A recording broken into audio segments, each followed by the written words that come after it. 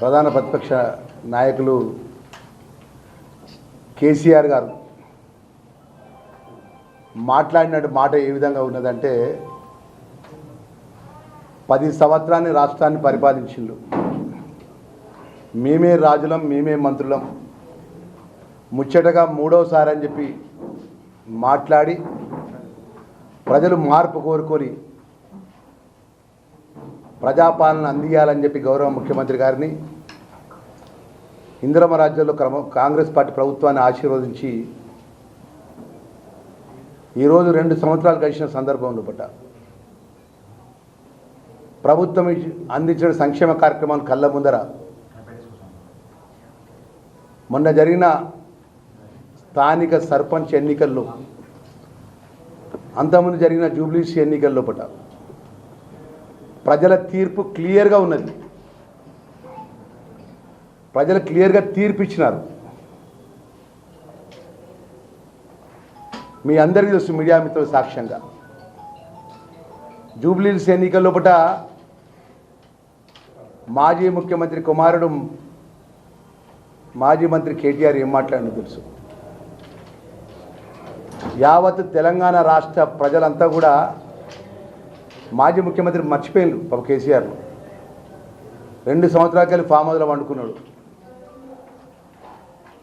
పండుకొని ఇప్పుడు బయటకు వచ్చి టీఆర్ఎస్ పార్టీ కార్యవర్గ మీటింగ్ అని చెప్పి ఆ మీటింగ్లో మహబూబ్ నగర్ సంబంధించిన నీళ్లకు సంబంధించిన సమస్య మాట్లాడినట్టు సందర్భంలో గత 3 రోజుల క్రితమే గౌరవ ముఖ్యమంత్రి రేవంత్ రెడ్డి గారు ఒక మాట చెప్పినారు. నేను ప్రత్యేకమైన అసెంబ్లీ ఏర్పాటు చేస్తా, ఆ ప్రత్యేకమైన అసెంబ్లీ లోపల 10 సంవత్సరాలు పరిపాలించినటువంటి మీ ప్రభుత్వం, మాజీ ముఖ్యమంత్రి కేసీఆర్ ఆధ్వర్యంలో పరిపాలించిన ప్రభుత్వం నీళ్ల విషయంలో తెలంగాణ ప్రాంతంకి ఏ విధంగా అన్యాయం చేసిన విషయంలో చర్చ పెడదాము రండి అని చెప్పి మీడియా ద్వారా పిలుపునియడం జరిగింది ముఖ్యమంత్రి గారు. ఇక నిన్న మాట్లాడిన మాటలు చూస్తే మీరందరూ కూడా సాక్ష్యం ఉన్నారు, మీడియా మిత్రులు, ప్రజలు, తెలంగాణ ప్రజలంతా కూడా. 2 సంవత్సరాల లోపల ఈ రాష్ట్రంలో ఉన్నటువంటి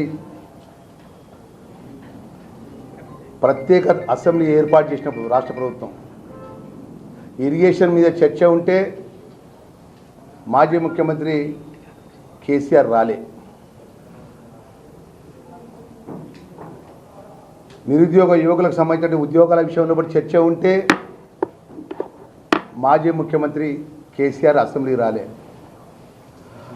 రైతులకు సంబంధించిన సమస్యల విషయంలో రైతు రుణమాఫీ కానీ, రైతులకు సంబంధించిన రైతు భరోసాకు సంబంధించిన విషయంలో అసెంబ్లీలో చర్చ ఉంటే మాజీ ముఖ్యమంత్రి కేసీఆర్ రాలే అసెంబ్లీకి. ఈ రాష్ట్రంలో బీసీలకు సంబంధించిన కులగణన చట్టాన్ని చేస్తున్నాము. చట్టంలో ప్రధాన ప్రతిపక్ష నాయకులు వచ్చి వారి అభిప్రాయం చెప్పాల్సిన బాధ్యత వారికి ఉండే. మన బీసీ కులగణన విషయంలో 10 సంవత్సరాలు రాష్ట్రాన్ని పరిపాలించినటువంటి మాజీ ముఖ్యమంత్రి ప్రధాన ప్రతిపక్ష నాయకునిగా వచ్చి చెప్పాల్సిన బాధ్యత ఉంటే అసెంబ్లీకి రాలే. 30 సంవత్సరాలకెళ్ళి షెడ్యూల్ క్యాస్ట్కు సంబంధించినటువంటి ఎస్సీ వర్గీకరణ, కేటగరేషన్ అన్నదమ్ముల్లాగా కేటగరేషన్ విషయంలో గౌరవ సుప్రీంకోర్టు జడ్జిమెంట్ ఇచ్చిన వెంటనే కేటగరేషన్ ఏబిసిడి వర్గీకరణ చేయాలని గౌరవ ముఖ్యమంత్రి గారు అసెంబ్లీలో చట్టాన్ని తెచ్చే విధంగా అసెంబ్లీలో చర్చ పెడితే, ఎందుకంటే ఆ రోజు తెలంగాణ ఉద్యమంలో డప్పు కొట్టింది దళితులు, బలహీన వర్గాలు, నిరసన తెలిపింది బలహీన వర్గాలు, దళితులు. అత్యధికంగా తెలంగాణ ఉద్యమం కోసం బలిదానం చేసుకున్నది దళితులు, బలహీన వర్గాలు.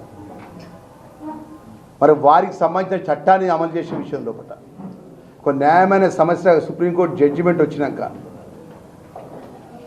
42% బీసీల కులగణన విషయం లోపట చట్టాన్ని చేసేటప్పుడు ఆ చట్టానికి సంబంధించిన విషయం లోపల చర్చలు పాల్గొని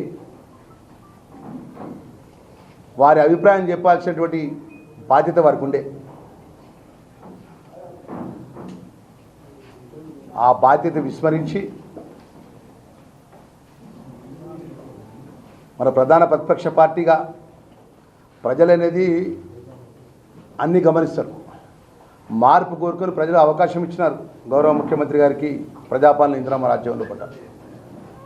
మేము చెప్పలే, మీరే చెప్పిండ్రు ఆ రోజు 2 సంవత్సరాల క్రితం ముచ్చటగా 3వసారి అని చెప్పి సంబరాలు చేసుకున్నారు, బుక్కబులాలు చల్లుకున్నారు. నిజవర్గం పెద్ద ఎత్తున వేలాది మంది మీ కార్యకర్తలతో మీటింగ్లు పెట్టుకున్నారు.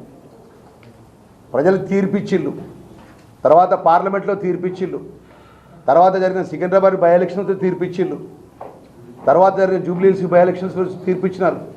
మన స్థానిక సర్పంచ్ ఎన్నికల లోపల ప్రజలు తీర్పిచ్చిళ్ళు.